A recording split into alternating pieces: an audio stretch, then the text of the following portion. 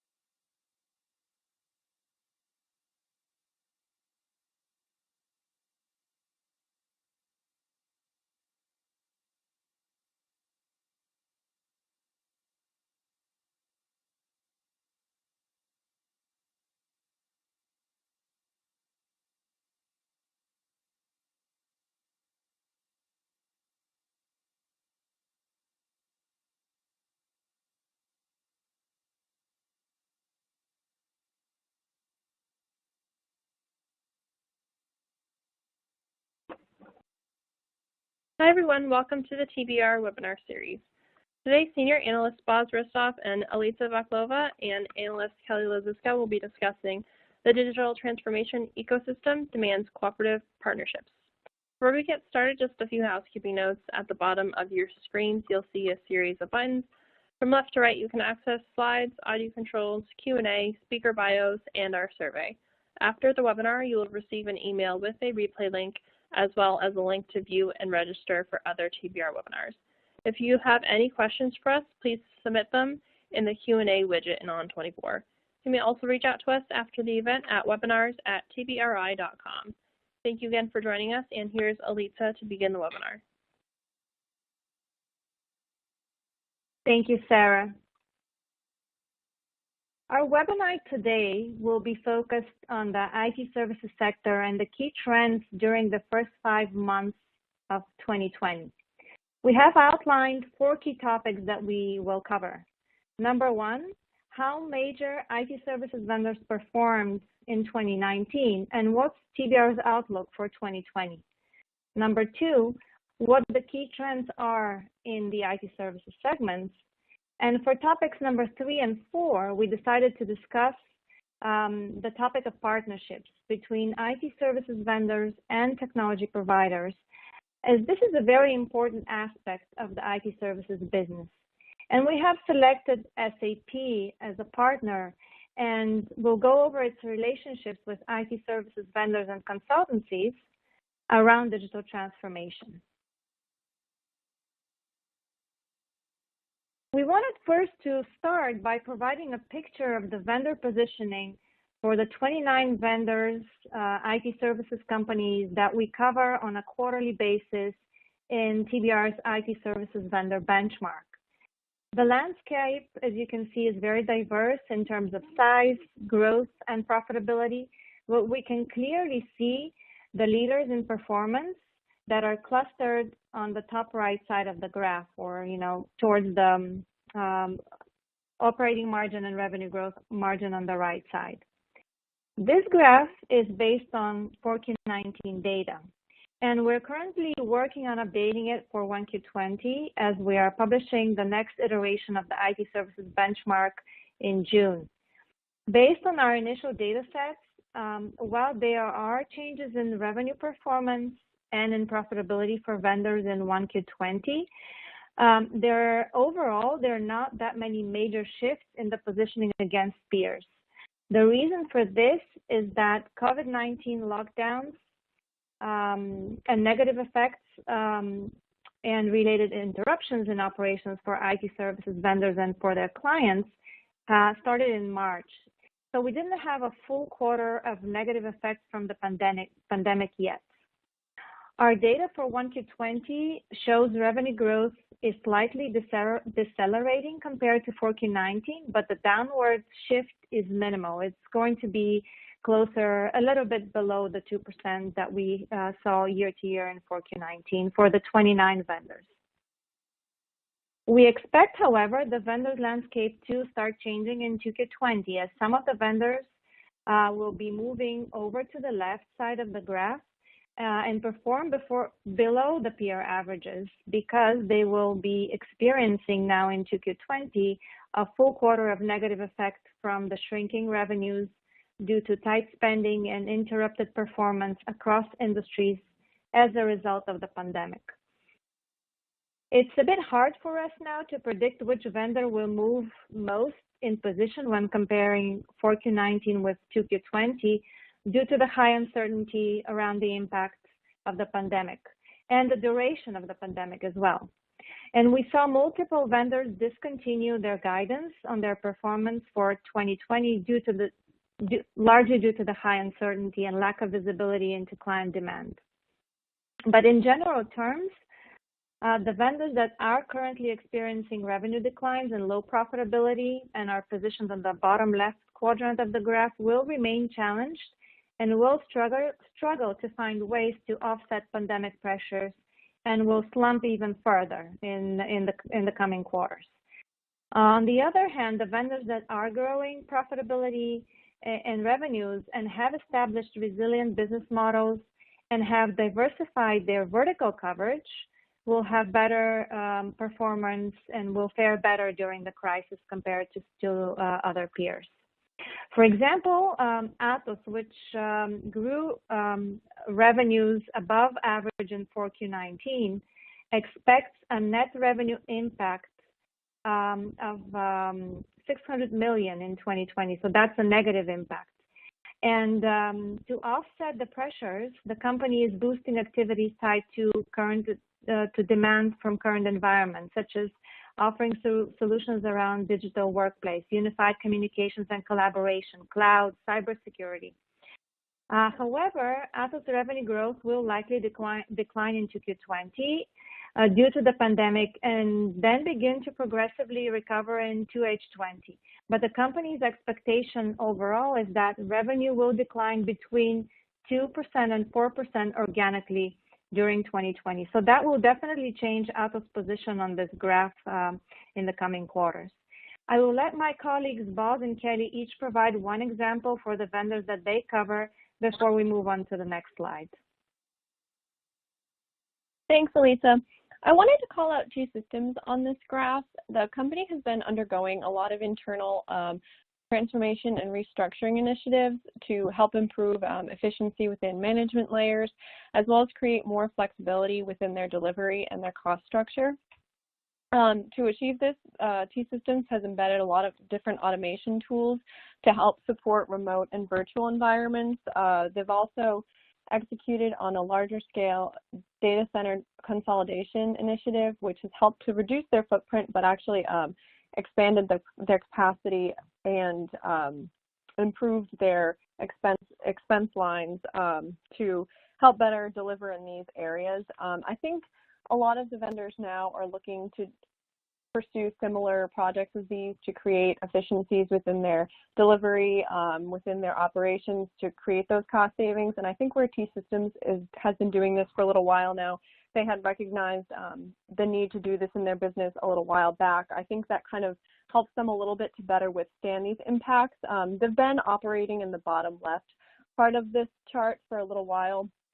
I don't anticipate it to get too much worse as they've put in some of these barriers that will help them to weather the impacts, but I don't expect to see it shift too drastically, it might fall a little bit more to the left, but I don't anticipate any major changes from them. Boz, did you want to share any thoughts? Yes, I want to highlight for a moment Accenture on that graph. As you can see, they have a very kind of a robust position on the plot, being kind of like a center, a little bit up to the right quadrant, upper right quadrant, as their performance has been pretty consistent quarter after quarter. And 4Q19 is plotted here. They grew at 7.1%, and it remained fairly stable into 1Q20 as their 1Q20, which is the fiscal year, second half of the fiscal year, second quarter of the fiscal year, 2020 ended in February, which there was pretty much no impact, well, essentially not registered impact as a result of COVID. They reported their 1Q20 results in the third week of March as COVID-19 was just unveiling. So 4Q19 to 1Q20, the revenue decline was very minimal, 7.1 in 4Q19 to 6.6 in 1Q20. I would say that's a stable performance. They exited that first half of their fiscal year 20 very strong. Their bookings were over $24 billion for the first half of the fiscal year, which kind of gave them a fairly good dose of confidence to at least provide guidance, revenue guidance for the rest of the 2020. Yes, they did slash it in half from originally guided, about 3 to 6% in local currency. However, the visibility into the bookings pipeline still gave them enough confidence to provide that expectations and how the business will progress for them. We certainly expect for them to see a decline as well in 2Q20 as the business kind of unveils as everyone goes through kind of the motions and the influx of changes as a result of COVID. But certainly going through the 1Q20 earnings cycle, Accenture was one of the few companies actually that actually reported any kind of a guidance for 2020 just because the way they had the strong momentum coming out of 2019 and into first quarter of 2020. So something to look forward to, especially as a company many of its peers look up to, how they perform, how they guide. We'll see how it plays out, especially as buyers are trying to, expect a little bit more price competitive offerings and trying to save costs, and Accenture brand maybe associates often with more premium priced offerings. So we'll see how that plays for Accenture and if they'll be able to address the headwind. With that, I will just toss it over to Elitsa back so she can provide some more insights into what we're expecting in 2020 as a year in general. Elitsa? Thank you, Boz. On this slide, we show the bigger picture with the annual performance for the 29 vendors in the benchmark. In line with the crisis and uncertainty, we estimate our IT services revenue growth for the vendors will decelerate to flat growth in 2020. This estimate is based on data and guidance we have for 1Q20.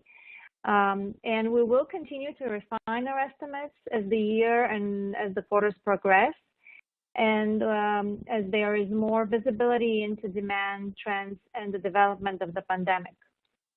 There are three things that I want to call out here. First, we're seeing the role of technology is increasing even more than before the pandemic. Technology is now part of our lives, our personal lives, part of the way we work. And it was the core enabler for shifting people to remote work and remote education.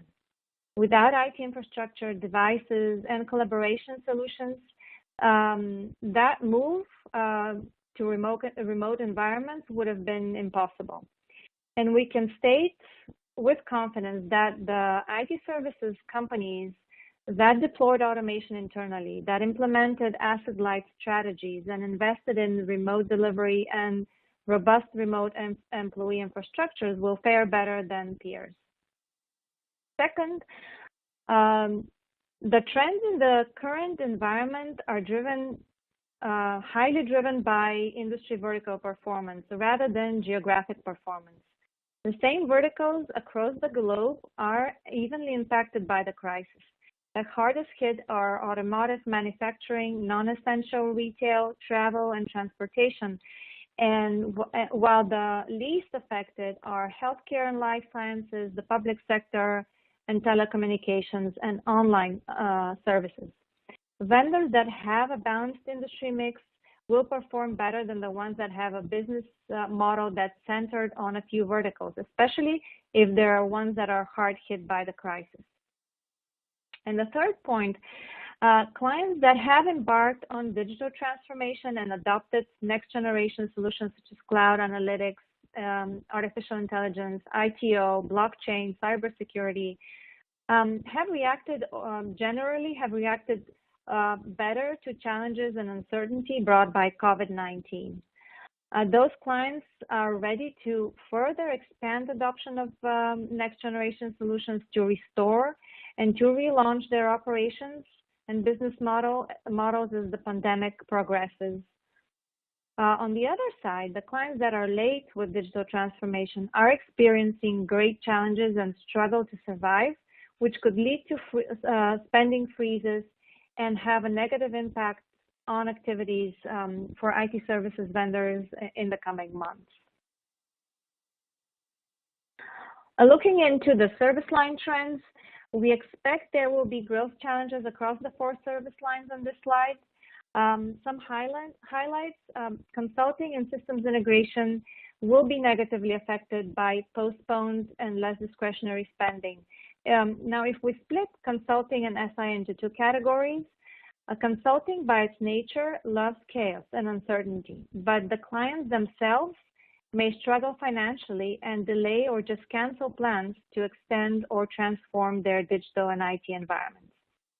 We expect there will be a shift on the client side in terms of priorities for consulting engagements as clients push forward critical activities around reacting to COVID-19, restoring business operations, and relaunching across countries and relaunching their business across as the lockdowns phase out across the countries.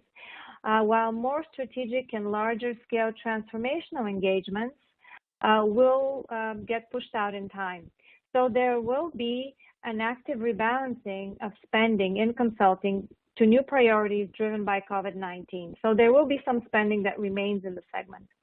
And with this in mind, I think that while consulting will experience areas of growth pressure in 1H20, overall consulting revenue will grow in 2020, though it will be in low single digits, which is much slower than the levels we saw in terms of revenue growth in 2019. On the other hand, SI growth will slow down due to the countrywide lockdowns and social distancing, which will limit travel to clients and will postpone on-site SI activities. ITO will see positive and negative effects. Security is a key concern among enterprises migrating to hybrid environments, which combined with the increased workforce mobility due to COVID-19 generates managed security services opportunities. Pandemic-driven business disruption highlights the benefits of cloud-based solutions such as scalability, cost efficiency, security, mobility, increased collaboration, and disaster recovery. So this overall will increase adoption of cloud solutions in 2020 and generate related cloud professional services opportunities. However, we still have lingering revenue declines and commoditization in traditional infrastructure services and cannibalization due to cloud expansion, which will continue to negatively affect ITO revenues. In application outsourcing, we expect partnerships with software providers and establishing software-enabled solutions and software business units to remain a key element of IT services vendors' activities in 2020. And Boz will cover this topic in detail later in our presentation today.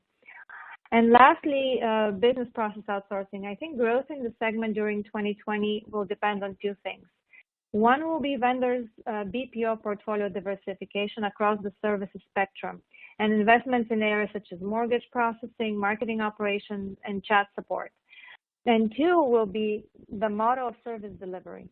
Vendors with platform-based and automated delivery models vendors that have established remote working arrangements and in-country infrastructure that can enable high-quality teleworking for offshore service delivery staff will perform better than peers.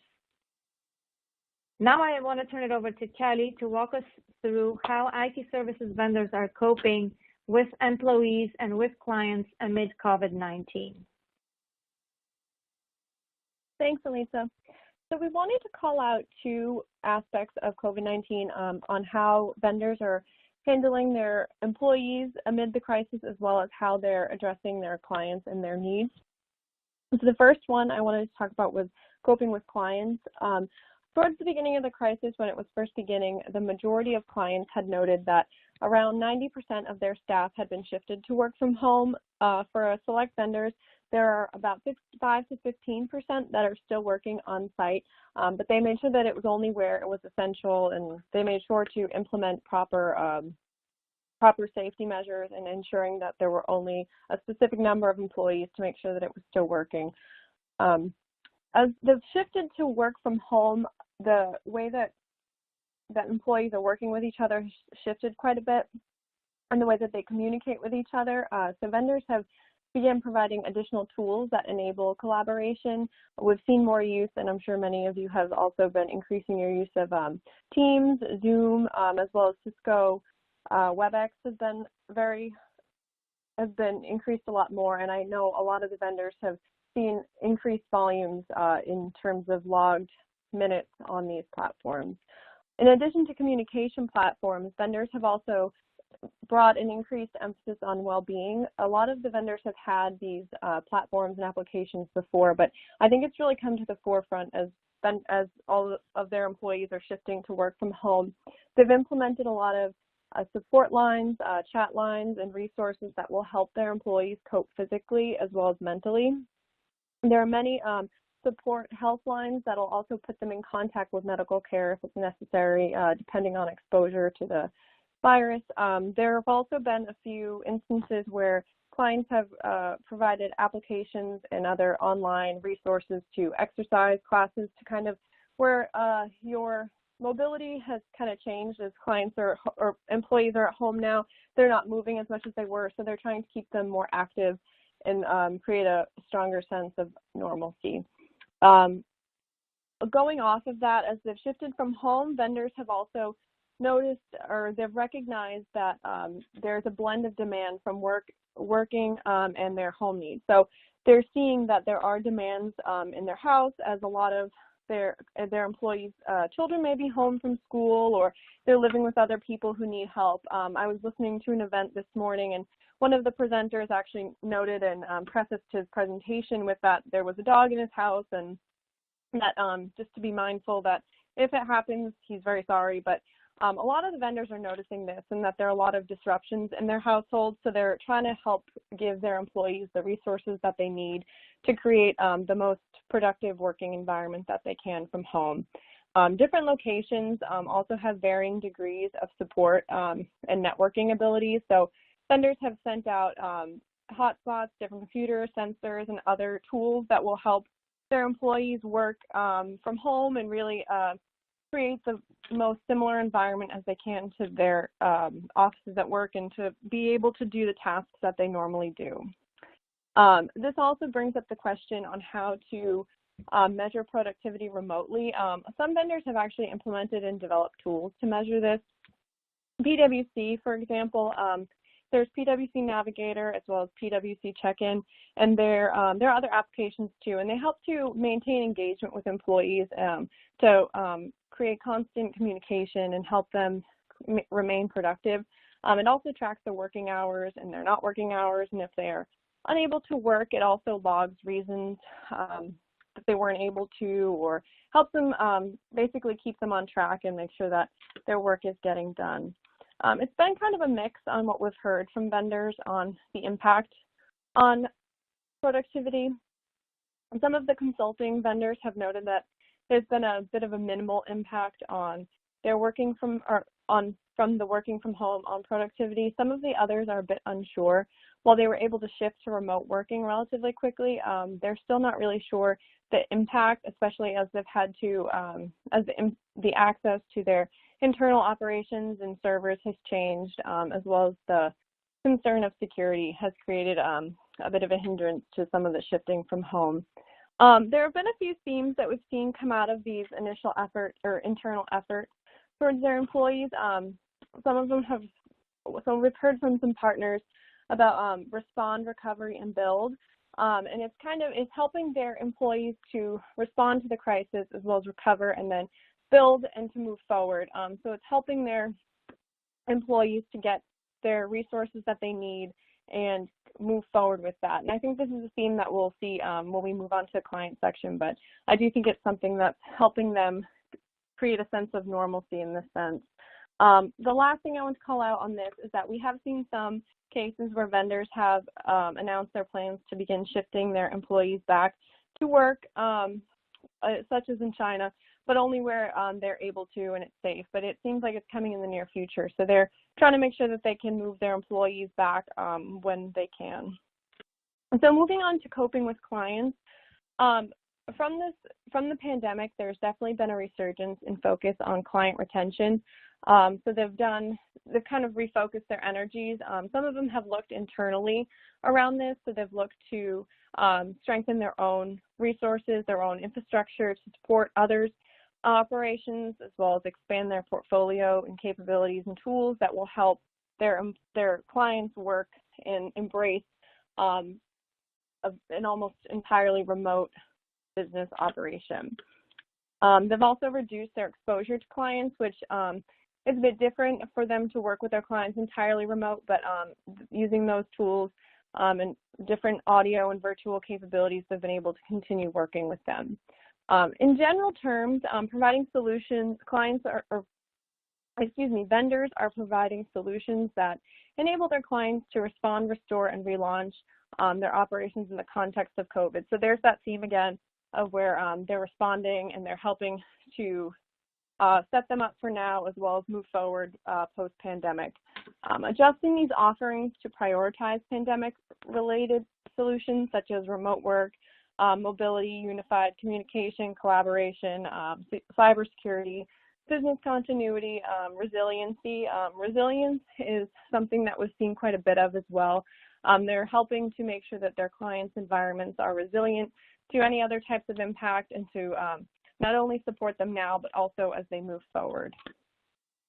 Clients have also been instituting flexible payment terms. So Cisco, for example, has a $2.5 billion financing plan that will help their clients delay their payments until 2021.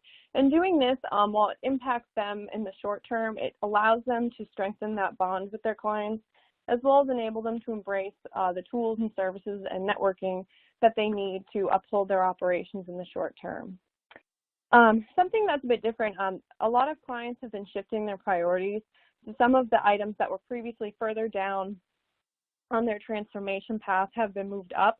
And I think a lot of the vendors are working closely with these clients to make sure that they can focus on what is essential that they need to fix and upgrade right now, and then they kind of push out those non-essentials and they'll get to them post-pandemic, but really helping them prioritize their investments and where they need to spend now. T-Systems, I want to call it here again, they identified 3 phases for successfully maintaining their operations for its clients. Security, I know security is becoming, it was always a central part to transformation engagements, but I think COVID has really brought this out as clients are in almost entirely virtual environments and they're using more cloud, IoT, and AI solutions. The need to embrace these security tools is really becoming more central. IT environments, they've been setting them up to allow for clients to embrace these emerging technologies going forward. So setting up the IT environments not just to run now, but also to be able to embrace other emerging areas and other solutions going forward post-pandemic.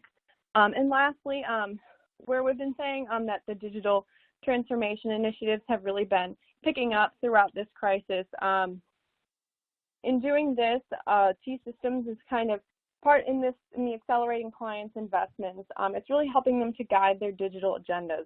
So they not only want to set them up to embrace these new tools, but also to help them evolve their business and create new ways of conducting business using these capabilities. I have 2 more points, and on the first one, a message that we've seen from the vendors around contracts, and they're not necessarily looking to follow the contract in the sense that they're being flexible. They're allowing clients to embrace what they need, and not so much more. They want to be there to help their clients, and they're being more flexible. And I think it echoes a lot of the internal efforts that we've seen before with the response recovery build. They're kind of doing what they're doing internally for their clients. So it's helping to show that their the emphasis on their clients, and they're helping to become that trusted partner. And then I said one example I want to call out here, and it was on EY. Their strategy around now, next, and beyond, I think is a good analogy for this. The pandemic has been an opportunity for vendors to strengthen their relationships and also to become their trusted partner. So they're working with their clients to operate now, as well as set up a plan for what's going on next, and then also position for what's going to happen beyond. So I think the key thing to take away here is there are a lot of overlaps, I think, in what vendors are doing for their own employees as well as for their clients. And I think that'll help them improve their client retention and build those long-term relationships to help them do well. And I want to hand it off to Boz to talk about partners. Actually, Kelly, I'll pick it up from here for the next slide with our questions. So this is our final slide on the IT services trends, and we listed 4 topics and related questions on the implications from the COVID-19 pandemic that we are, as analysts, addressing in our research, and we're also asking vendors during our regular conversations. Since uncertainty is a reality now and many unknowns will remain for a while, we may not have exact answers to all questions, but we're definitely seeing trends that are evolving and will direct our research. On the leadership side, multiple IT services companies ended 2019 and entered 2020 with new CEOs, such as Accenture, Atos, Capgemini, IBM, DXC Technology, and Conduent. In the coming months, we'll understand, based on each vendor's performance, how successful their new CEOs are executing on new strategies in the context of COVID-19. The second item, service delivery models. They have changed nearly overnight with the outbreak of COVID-19. Vendors moved from as little as 5 to 10% of remote employees to over 95% remote employees at the moment. Delivery enabled by automation and AI is picking up speed to support vendors on the cost side. Co-innovation with clients and partners has become nearly 100% virtual from previously being performed in physical innovation facilities. Now the question is, what will the new normal be on service delivery models after the pandemic? How much of the workforce will move back to delivery centers, to innovation facilities, and to work at client locations? Will more vendors prefer to keep the work from home delivery model that they established so quickly in the onset of the pandemic? And we have one example here with Tata Consultancy Services executive noting that the company-wide transition to working from home accelerated the plans for the company overall to change and adopt an operating model strategy with more employees working remotely. So now it's targeting only 25% of its total workforce to work in the office by 2025. And this raises another question related to what will happen to the enormous office parks that were created for global service delivery in nearshore and offshore regions that are now threatened to remain deserted after the pandemic if vendors decide to keep high levels of remote working employees. Cloud and cybersecurity. We have seen those two areas become hot topics over the past 2 months, and we're seeing literally all vendors in the benchmark position these two segments as areas of expansion in 2020 and in 2021. So there will be changes in the vendor landscape that we'll track closely. Partnerships, the last item. Partnerships remain and continue to develop as vendors build their portfolios and expand their client reach. But the question is, will there be new partnership models and more strategic relationships? And I want to turn it over to Boz to dive deeper into this topic. Sure. Thank you, Elitsa. Yeah, I mean, it's a good segue to the next kind of a couple of slides we wanted to touch upon partnerships. Partnerships as a way of delivering solutions, as a go-to-market strategy is not new, and it certainly has provided the fabric for execution of the client's digital transformation initiatives. What we think is going to happen right now with COVID is certainly going to test the relationship model of many of those services providers and technology providers, in terms of how well they synchronize, how well they align, because we expect to see, as Kelly, pointed out earlier, services providers starting to offer flexible payment terms. How are they going to be adjusted to buyers' expectations? So any kind of a possible misalignment in expectations prior to delivering services as a result of COVID could create long-term hurdles in the technology and service provider relationship. So certainly something to look forward to. It's certainly something that we will be continuing to, going deeper into the analysis. And as we were looking into partnerships over the last, few years, how that model has evolved, as part of our digital transformation research, in March, we published a report called Cross-Vendor Report. It was just as COVID started to kind of bubble up and start having impact on companies' go-to-market strategies and how are they impacting their performance. So what we did is we looked into SAP specifically as one of the key technology partners out there in the ecosystem, and its evolving partner strategy with a couple of these SIs like EY and Atos, and we also look into what buyers are expecting, how are they expecting, and what are they seeing as a change as those relationships change. So the graph that we have highlighted here comes from our Voice of the Customer report, which is part of our ongoing digital transformation coverage, and looking into key attributes for vendor selection when it comes to what buyers must have in terms of how they're changing. So as you see, the breadth of technology partner networks is standing out at the number 4 position in terms of how the breadth of technology partnerships. And that was actually a spot higher from a year ago when we surveyed enterprise buyers, which further confirmed our observation about the evolution of the partner model.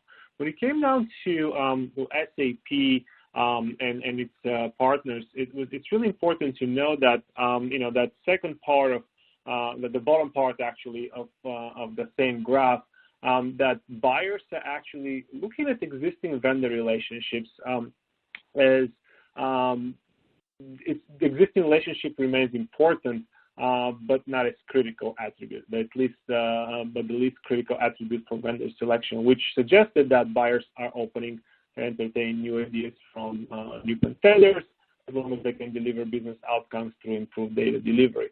And if we take SAP for a moment, SAP is more of a company on a crossroad. And when we spoke to SAP executives and buyers, it appears that SAP is going back to its heritage and who they are as a company and what are the expectations. So as SAP is a key technology partner for many of the IT services vendors and global consultancies, the value that each SAP partner brings to the relationship has become as critical as the SAP values everyone's end customers. So it's a really kind of a fine balance between the dynamics of who's doing what and when, because we know that SAP has tried to to do things on its own in terms of service delivery. It has done the premium consultants, has launched the model company, and has created some questions among its service partners.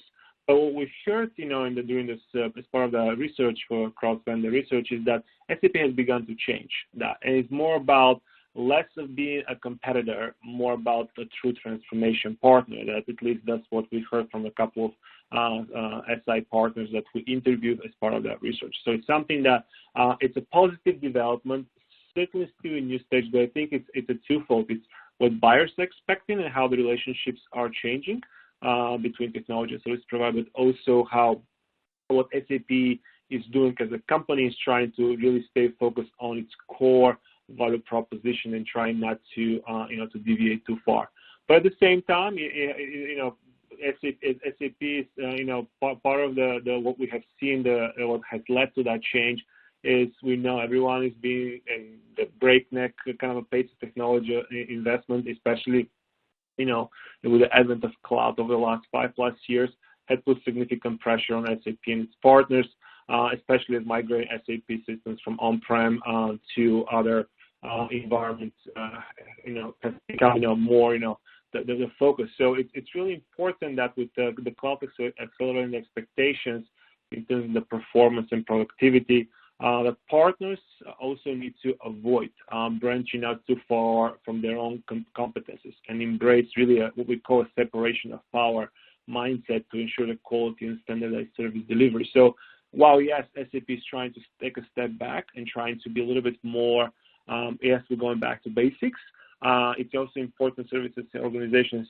to understand how those changes impact their own value proposition, because often they also try to develop their own solutions, they try to develop their own IP, and the same way as SAP, services arms may go against service organizations. Sometimes service organizations may go into, from the product development standpoint, across against SAP. So which creates a confusion amongst buyers, and as we pointed out, buyers are certainly open for exploring new relationships, as existing vendor relationships are ranked as the least critical attribute for vendor selection as part of an ongoing research. So something just to keep in mind as those relationships change.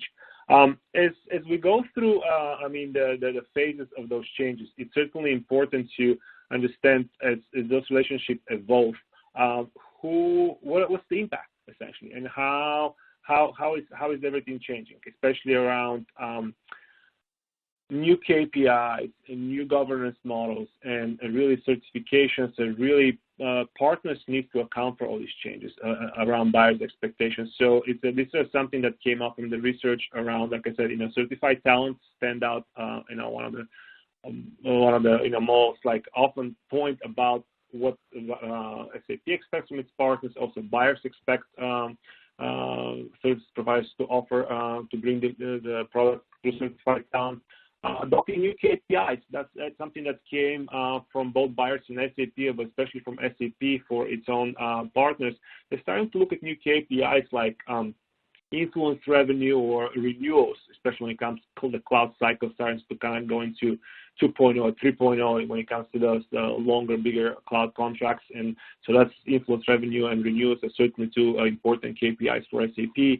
And especially governance of the relationships, which will also help how those relationships are changing and what it is. And so we pointed out here, SAP came from a client, it's a SAP client. SAP needs supportive consulting partners that can deliver programs, but that can sell also SAP software. So that kind of plays into the governance, certification, and also thinking about an alignment into, the new KPIs. So as we think about the changes of those relationships, as we think about how the conversation goes to market, and thinking about a separation of powers and everyone does what, it's important to know that buyers are kind of like looking into more into multi-vendor support, less so of a single vendor to provide from end to end. As often vendors like to call themselves end-to-end service providers, end-to-end software providers. So as we pointed out, that graph also comes from that voice of the customer research. The respondents kind of for need for third-party services to establish a partner ecosystem appears to decline. You can see from 2018 to 2019, It was almost, 9% of the, the respondents are looking to do that. So it's important that they are suggesting that buyers should avoid to try to make a strategic marriage with a single vendors to reduce risk. So as you think about those expectations and how they are evolving, service providers, I think, often think about applying industry specializations.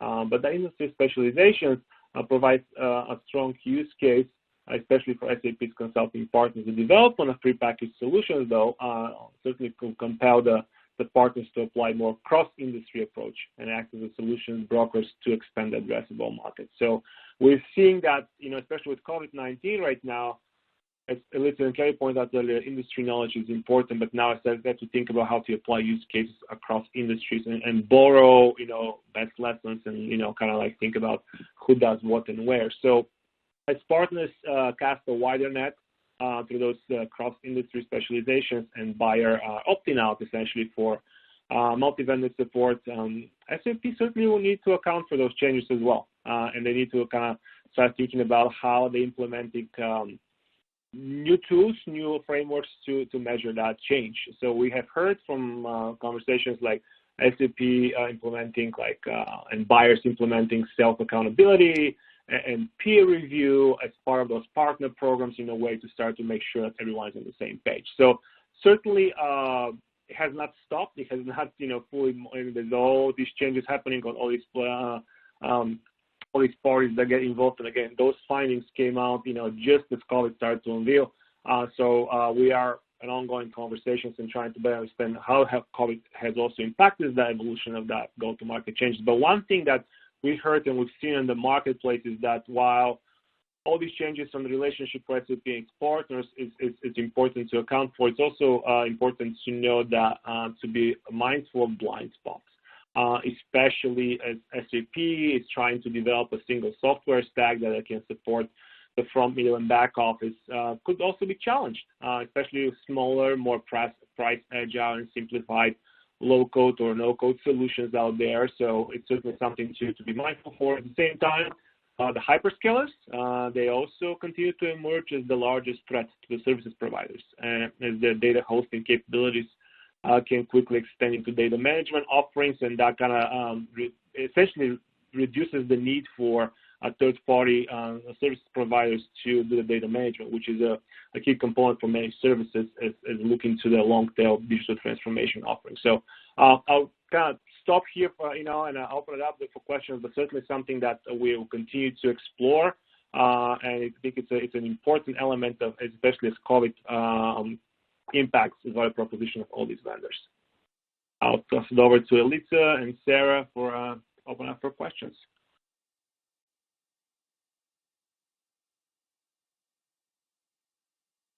Thank you, Boz. I want to remind everyone that you can use the chat functions to send us questions. And Boz, I see there are two questions that are related to partnerships, to the topic that you just covered. What about the Big Four in terms of partnering with SAP and by extension McKinsey? Yeah, I see that. So EY was one of the firms that we interviewed and we conducted, in terms of, as part of that research that I referenced, the cross-vendor report that we published in March. Some of the findings I just shared came from direct conversations with EY and buyers. The point of McKinsey specifically, we asked the questions for SAP and how SAP sees McKinsey and BCG and Bain for that matter. And the kind of overarching theme comment was that they see them more as a transactional partners, in the sense that they don't see them as involved being into more transformation programs the same way as SAP is involved with the Big Four or the Accenture and IBM of the world. So certainly an opportunity for those parties to better align, but I think it boils down to McKinsey and BCG and Bain's long-term vision and what they want to do as organizations. Do they really want to go that far down into technology implementation, or they want to be more like a one-off partner, or maybe help them with some strategic discussions versus being involved into the program? So I think SAP is will likely be interested in, to explore such things. But I think it's more coming down from the McKinseys of the world that may be still, out there that they may want to protect their brand, essentially, how they're being perceived by the market. All right. Next question I see here. With the fast changes of now, how are these priorities changing? Sure which priorities we meant here. Probably around the partnerships, if that's referring to the partnership model. The partner. What's that? When this question came in, you were talking about the partner. Oh, okay.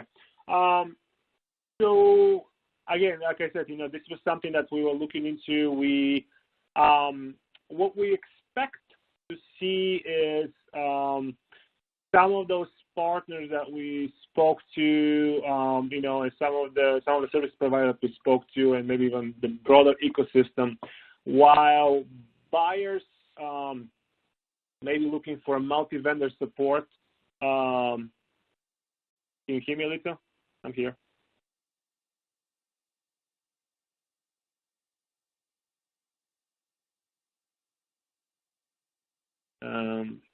Okay, Kelly, do you hear me, Kelly? Make sure that I'm getting some messages here.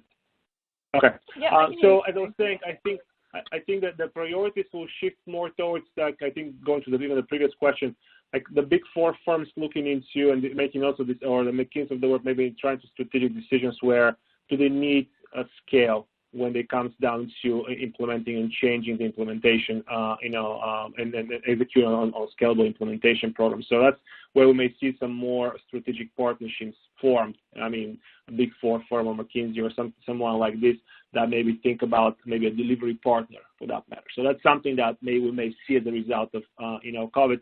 But I think also the other part is that industry specialization is important, but the technology partners' sales go-to-market model is by geography and by country.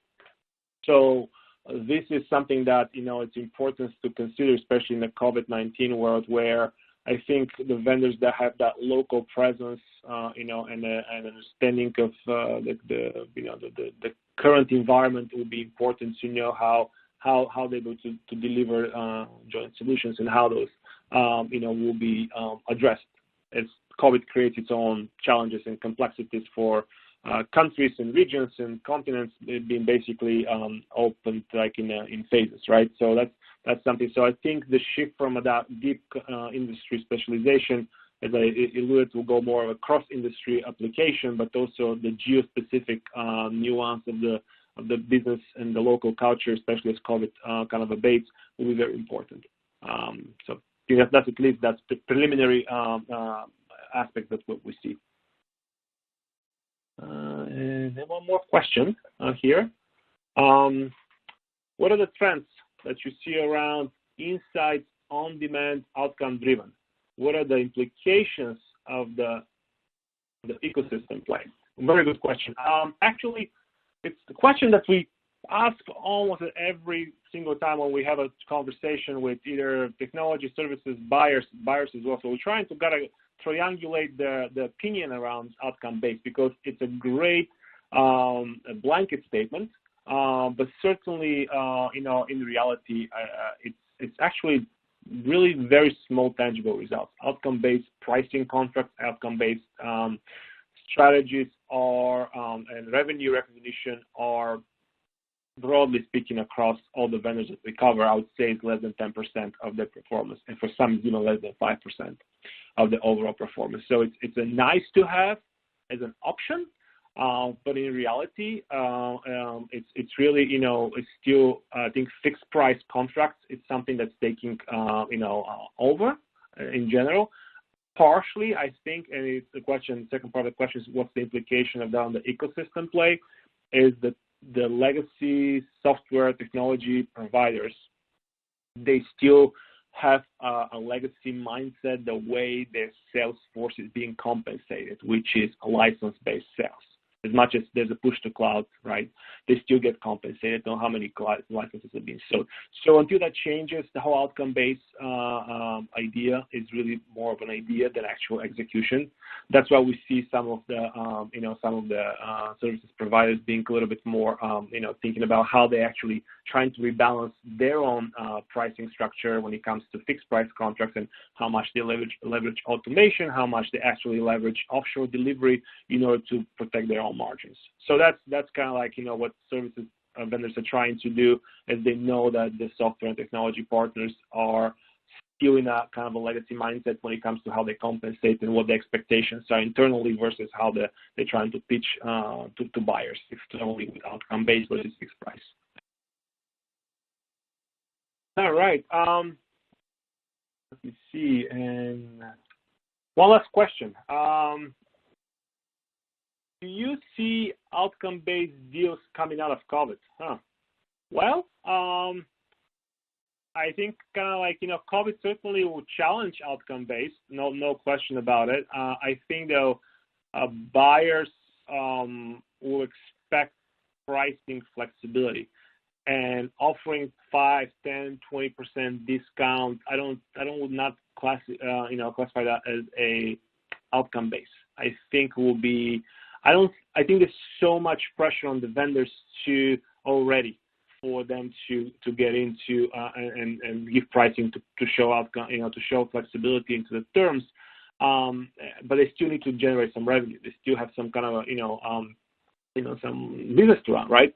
I would expect them to increase use of automation to get a good visibility. Certainly a good opportunity. It's a good holiday break, so to speak, from reporting guidance to Wall Street, which kind of like nobody can hold them accountable for. If you meet your expectations, etc., the expectation is that everybody's revenue is going to go down right now. The question is what's the magnitude. But I don't expect COVID to, to really be the big change where it's going to be outcome based now. I think it will be more. There might be some testing certain elements of the way the contracts get constructed, but I think both sides are trying to save and generate money in a way, but there's too much risk, especially services providers are going into outcome-based, knowing that there's so much more uncertainty, as a result of COVID. So addressing, diminishing the risk, I think the only way they can offset some of that uncertainty is through automation to get some visibility, but automation benefits have not scaled yet, just because the way business can be run on the 90-day clock cycle with Wall Street demanding and really being challenged for main service organizations to be able to provide a really, a tangible benefits as a result of automation, at least for them to see on the bottom line. All right. I don't see any other questions in the queue, and I think we're just top of the hour. I guess I'll toss it over back to Sarah for closing remarks. Thank you very much all for joining today. Sarah? Great, everyone. Please feel free to reach out to the team with any follow-up questions. If you have a few moments, it would be greatly appreciated if you could please fill out the survey on your screen. The replay version of the webcast will be available after the event and will be sent out to you via email. To view a list of our upcoming and past webinars, please visit tbri.com. Be sure to join us on Wednesday, June 10th, for the CSP ecosystem is gearing up for a major edge build-out. The U.S. and China will lead the world. Thank you and have a great day.